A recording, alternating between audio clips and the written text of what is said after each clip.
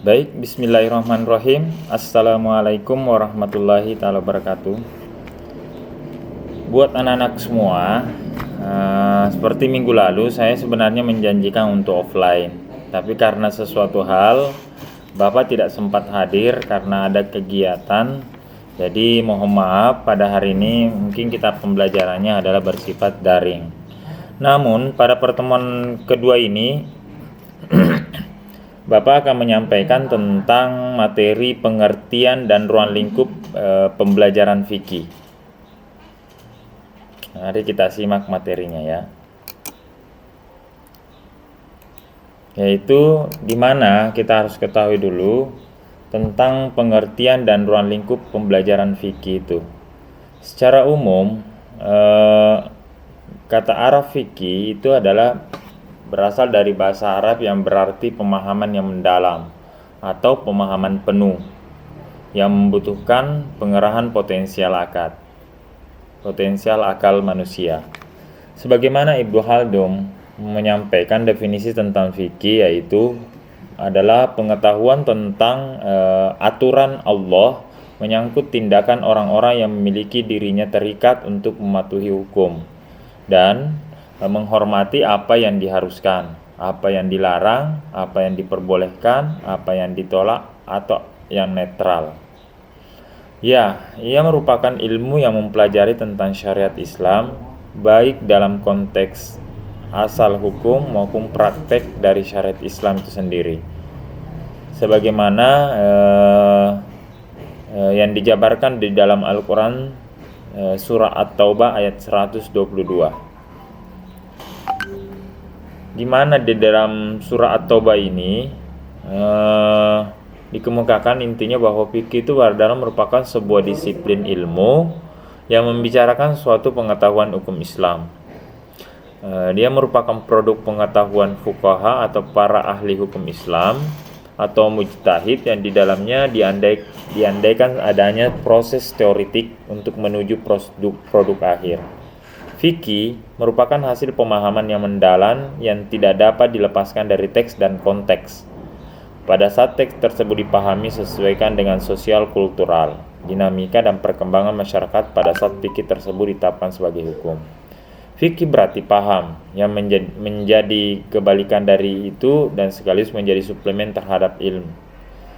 Menerima pelajaran terhadap Al-Quran dan As-Sunnah. Ilmu diartikan dengan menerima pelajaran karena proses memperoleh melalui riwayat penerimaan seperti menerima esensial Al-Quran atau As-Sunnah. Penerimaan ini tidak melalui pemikiran atau pemahaman, namun melalui riwayat.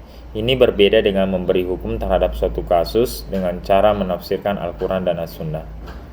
Sebagaimana tujuan pembelajaran fikih bahwa dalam konteks pembelajaran itu, fikih itu dimaknai sebagai suatu kegiatan belajar mengajar antara guru dan siswa yang bertujuan mengembangkan kreativitas berpikir siswa dalam bidang syariat Islam dari segi ibadah dan muamalah, baik dalam konteks asal hukumnya maupun praktiknya, sehingga siswa itu mampu menguasai materi tersebut dan terjadi perubahan dalam pengetahuan, keterampilan dan sikap serta tingkah laku anak didik ke arah kedewasaan yang sesuai dengan syariat Islam dengan menggunakan cara-cara dan alat-alat komunikasi pembelajaran.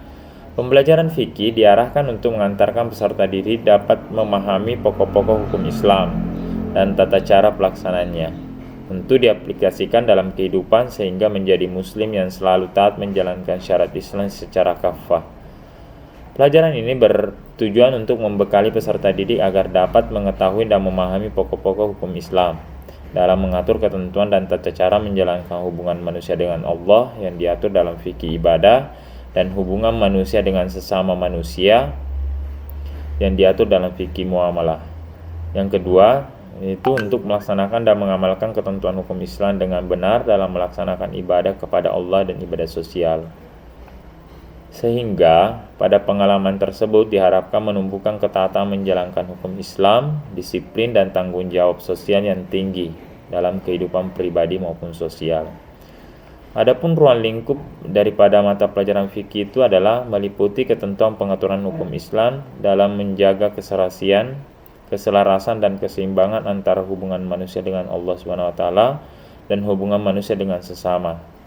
Dan ruang lingkup itu meliputi adalah aspek fikih ibadah, meliputi ketentuan dan tata cara tahara, salat fardu, salat sunnah, dan salat dalam keadaan darurat, sujud, azan, iqamah, berzikir, berdoa setelah salat, puasa, zakat, haji, umroh, kurban, dan akikah, makanan, perawatan jenazah, dan ziarah kubur. Yang kedua, aspek fikih muamalah meliputi ketentuan hukum jual beli, qiraat, riba, pinjam meminjam, utang piutang, gadai, dan penggunaan serta upah. Nah, itu yang perlu anak-anakku ketahui tentang pengertian fikih, pembelajaran fikih, dan ruang lingkup fikih.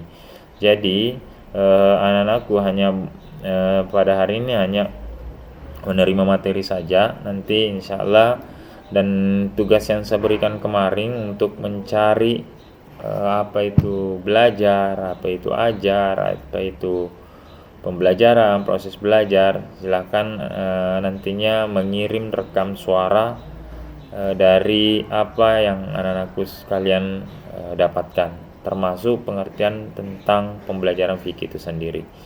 Saya rasa itu saja yang perlu Bapak sampaikan, dan sekali lagi mohon maaf karena kemarin kita sudah sudah MOU untuk sifatnya offline, tapi karena sesuatu keadaan sehingga Bapak tidak bisa melakukan secara offline, maka saya harus lakukan secara online. Dan perlu saya sampaikan pula, jangan lupa mengisi list absensi di grup WA. Cukup sekian. Wassalamualaikum warahmatullahi wabarakatuh.